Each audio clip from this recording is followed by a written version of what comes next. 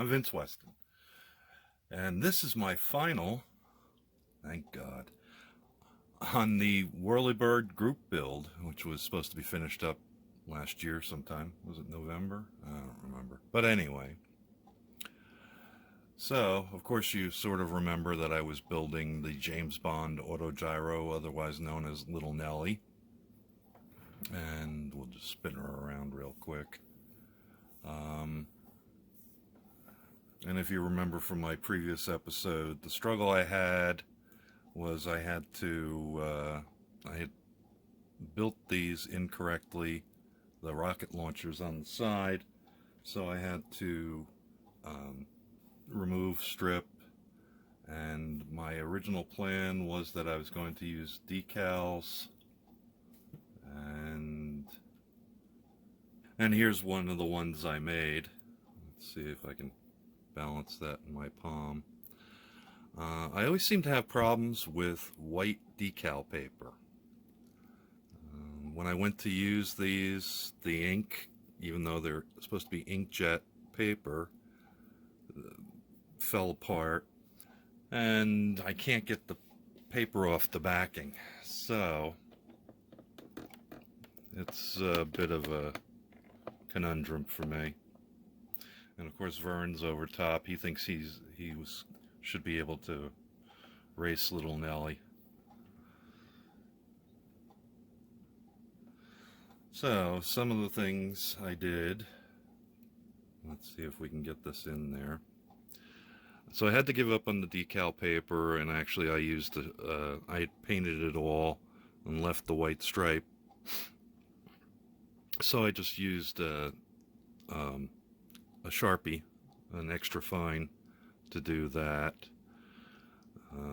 Some of the things I also did was I wired the engine and also these gauges, which come down through and up to points. I also put some brake lines, not that they go anywhere, but on the bottom, and held them in place. So there she is. Oh, of course the rocket launchers I did have to modify. The original kit parts required well, it was toy-like, where it was supposed to shoot a little missile out of the top, which actually filled the whole entire thing. So I did fill that. I found a guy who had built one of these, left up the correct settings for the launchers, so I put that on there, and I added the tube and a little wire for the wind gauge.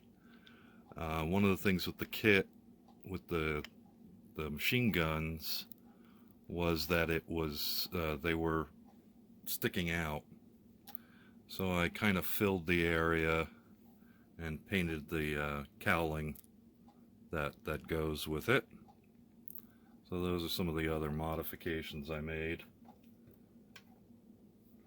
And funny enough, being a tripod landing gear, it actually sits right. I didn't really have to add any weight. I think I threw a couple of BBs in the front just for safety, but the weight dispersal across it is in the kit is pretty good.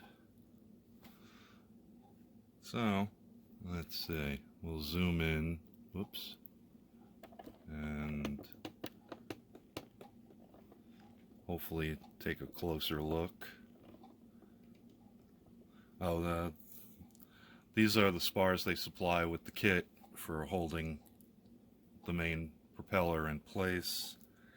And the other thing I didn't include was Sean Connery here. I did paint him up, and he's, he was okay, but I just decided not to really use him. So he's sitting in a box over a little cup. out of the way. So a little quick spin around so I can think of anything else I did.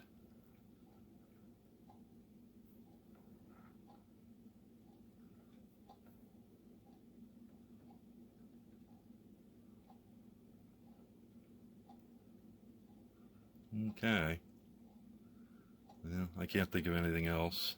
I just followed some research from a previous builder that he had posted on the web, and he had some pretty good suggestions, so everything worked out okay. And that's about all I've got.